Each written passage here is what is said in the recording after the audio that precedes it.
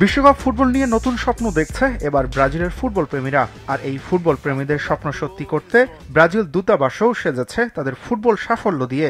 দেয়ালে ব্রাজিলের ফুটবলের ইতিহাস, আছে পেলের হাসি। এই ছোটখাটো সজ্জায় পরিচয় করাচ্ছে ফুটবলের সংস্কৃতির সঙ্গে। ব্রাজিল দূতাবাসের এই আয়োজন ছিল ঢাকায় খেলতে আসা দেশটির স্থানীয় এক ক্লাবের খেলোয়াড়দের সম্মানে।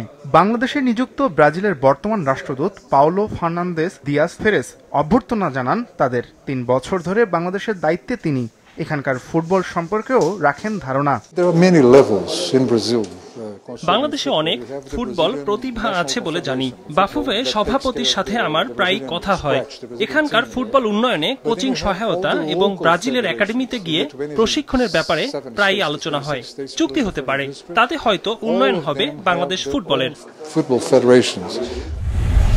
2026 বিশ্বকাপে সি গ্রুপে ব্রাজিলের প্রতিপক্ষ মরক্কো, হাইতি, স্কটল্যান্ড। পাওলো চান মাতৃভূমির ফুটবলাররা এবার পূর্ণ করুক তাদের হেক্সা মিশন।